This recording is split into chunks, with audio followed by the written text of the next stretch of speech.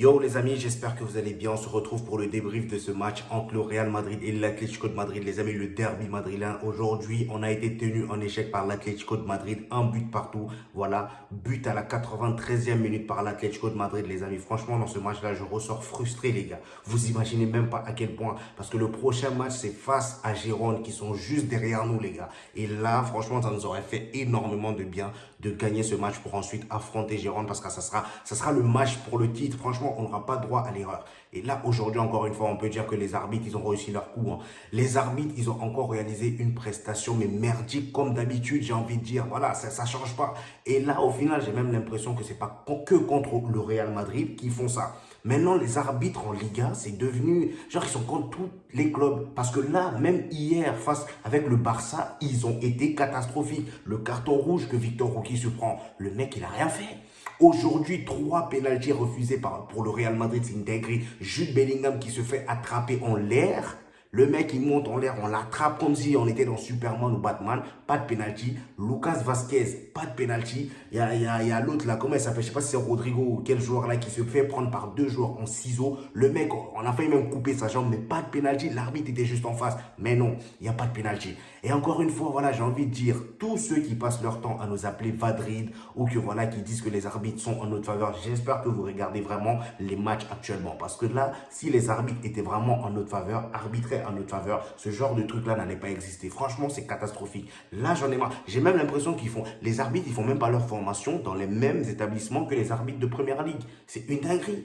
Aujourd'hui, en tout cas, la première mi-temps du Real Madrid, franchement, il était incroyable. En termes de jeu, on a proposé un jeu propre en soi. Vinicius était censé être titulaire, mais malheureusement, lors des échauffements avant le match, il se sentait pas bien. Donc voilà, ils ont mis Brahim Diaz à la place. De base, c'était Joselu qui était censé rentrer à la place de Vinicius, mais finalement, ils ont mis Brahim Diaz. Donc là, Brahim Diaz, il est rentré. Et Brahim Diaz, vous savez, quand lui, il est titulaire, il claque direct des buts. Il n'y a même pas de souci. Aujourd'hui, d'ailleurs, il a terminé homme du match. J'ai même envie de parler de lui en premier. Brahim Diaz, aujourd'hui, franchement, incroyable. Le mec, il se limite plus à marquer des buts ou faire des passes décisives. Maintenant, il te fait des actions à la Lionel Messi. Limite, c'est Messi qui faisait des actions à la Brahim Diaz. Tellement le mec, il devient chaud. Brahim Diaz, franchement, aujourd'hui, à l'attaque, c'était le meilleur joueur de l'équipe. Voilà. Aujourd'hui, j'ai kiffé son match. Et en plus de ça, les gars... J'ai aussi envie de parler de M. Camavinga parce qu'aujourd'hui, Camavinga, je m'attendais à ce qu'il joue défense parce que Carlo Ancelotti avait dit la dernière fois que là, Camavinga était une option pour jouer en défense centrale. Il a mis Carvajal aujourd'hui. Camavinga aujourd'hui, franchement les gars, d'habitude je m'énerve contre Camavinga parce que certes c'est un joueur très bon, je l'aime énormément Camavinga, mais le problème avec Camavinga c'est que la plupart du temps, il fait trop d'erreurs bêtes, genre il perd des ballons, il n'est pas très concentré de temps. Il y a des moments où il est vraiment pas concentré. Et aujourd'hui, les gars, son jeu était clean. Il n'y a rien à dire sur son match. Il était trop propre au milieu. J'ai kiffé son match du début à la fin. Il est investi, il part au contact. Et c'est ce que j'aime chez lui. Toni Kroos, aujourd'hui, il a encore fait un match de boss, les gars. Toni Kroos, je comprends pourquoi le mec, il veut, déjà en sélection, il veut revenir, voilà, il veut sortir de sa retraite. Et là, le Real Madrid veut le prolonger jusqu'en 2026 ou je ne sais quoi. Carvajal aussi également, mais Carvajal, les gars, je pense que le Real Madrid, ils doivent revoir. J'aime bien Carvajal de temps en temps, mais là, aujourd'hui, c'est à cause de lui qu'on se prend le but à la dernière minute. Carvajal, aujourd'hui, en tant que défenseur central, c'était pas rassurant du tout. Et ça, je l'ai compris. Carvajal, c'était pas rassurant du tout. Franchement, aujourd'hui, ma seule satisfaction dans cette défense, si je peux le mettre dans la défense, c'est Lunin.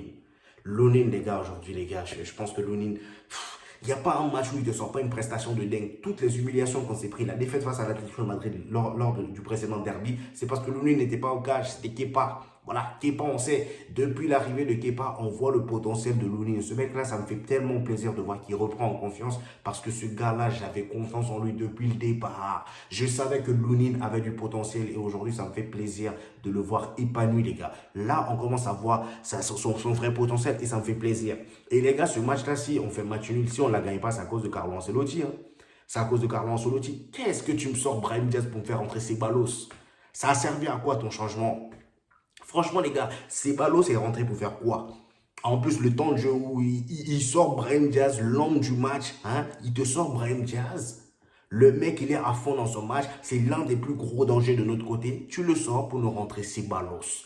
Dani Ceballos. Déjà, pour le pauvre Arda Güler, c'est une insulte d'avoir Dani Ceballos devant lui. Genre, tu te fais bench par Dani Ceballos. Mais ça, c'est une dinguerie, ça. Si vous voulez pas du petit, mais donnez-lui en prêt, qu'il ne perde pas son niveau. Parce que là, c'est frustrant. J'ai même peur qu'il perde son niveau au bout d'un moment.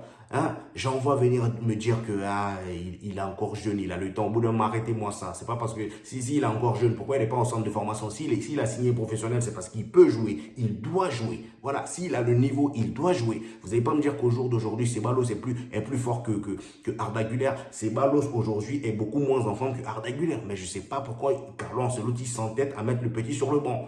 Hein? En plus, pour Dani Ceballos, c'est pas comme aujourd'hui, il est rentré, il n'a rien apporté. Je ne sais même pas pourquoi ça a servi à quoi. Ton coaching, vraiment, Carlo Ancelotti, je suis désolé, mais il était merdique. Voilà. Don Carlos, c'était merdique. Je voulais te dire ça. Si tu étais en face, je te l'aurais dit, je t'aime bien, mais au bout de moi, arrête un peu. Arrête un peu.